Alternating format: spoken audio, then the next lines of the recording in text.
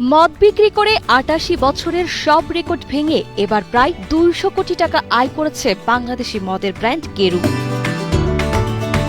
মূলত ডিস্টিলারি বা মদ উৎপাদন বিভাগের আধুনিকায়নের ফলে এই অভাবনীয় সাফল্য এসেছে। এমনকি ২০২৪-২৫ অর্থ বছরে মদ বিক্রির লভ্যাংশ থেকে সরকারকে ১৪২ কোটি টাকারও বেশি রাজস্ব দিয়েছে কেরু অ্যান্ড কোম্পানি। হুইস্কি ব্র্যান্ডের চাহিদা সব থেকে বেশি আছে, পাশাপাশি অরেঞ্জ ক্রাকাও এবং গোল্ড ইভেন চিনি এই দুটো মোটামুটি চলতেছে।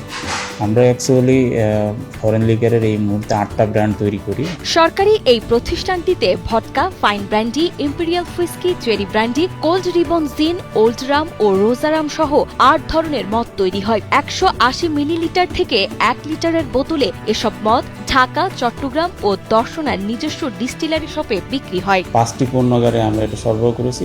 পণ্যগারগুলোর মধ্যে শ্রীমঙ্গল আছে, সান্তাহার, পার্বতীপুর, ময়মনসিংহ। গত ডিসেম্বরে ম্যানুয়াল পদ্ধতি বাদ দিয়ে অটোমেশিনে মদ উৎপাদন শুরু হয়। এই অর্থ বছরে শুধু বিদেশি মদ, কান্ট্রি স্প্রিট ও ভিনেগার বিক্রি করেই আয় হয়েছে ১৯০ কোটি ৮ লাখ টাকার বেশি। গত জুন থেকে ফেব্রুয়ারি পর্যন্ত প্রায় ৩০,৩৪,০০০ প্রুফ লিটার অ্যালকোহল উৎপাদিত হয়েছে।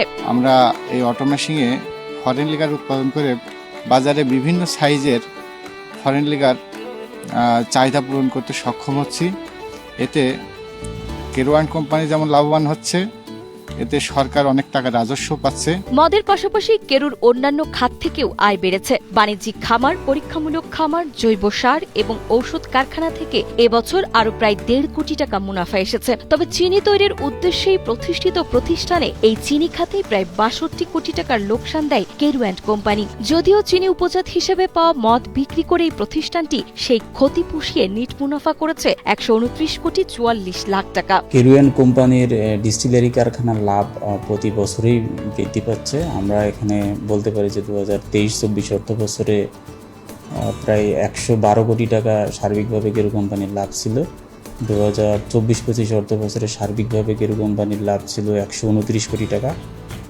আর এই ২৪-২৫ অর্থ বছরে শুধুমাত্র ডিস্টিলারির লাভ ছিল ১৮৯ কোটি টাকা। চুয়াডাঙ্গার দর্শনায় ১৯৩৮ সালে প্রতিষ্ঠিত কেরু অ্যান্ড কোম্পানির চিনি খাতের লোকসান কমাতে এবার পরীক্ষামূলকভাবে অটোমেশিনে আঁকমারাই শুরু হয়েছে। আগামী বছর থেকে এটি পুরোদমে চালু হলে উৎপাদন খরচ ও লোকসান দুই কমে আসবে বলে আশা করা হচ্ছে। তাছাড়া কারখানাটি পূর্ণাঙ্গ আধুনিকায়ন করা গেলে দেশের অর্থনীতিতে এটি আরও বড় অবদান রাখবে বলে আশাবাদ ব্যক্ত করেন প্রতিষ্ঠানটির ব্যবস্থাপনা পরিচালক মোহাম্মদ রাব্বিক হাসান। আমরা ২০২৪-২৫ মৌসুমে প্রায় ১২৯ কোটি টাকা লাভ করতে সক্ষম হয়েছি কেরু কোম্পানিতে, এবং আমাদের সরকারি রাজস্ব খাতে আমরা জমা দিয়েছি ২৪-২৫ অর্থবছরে প্রায় ১৪২ কোটি টাকা।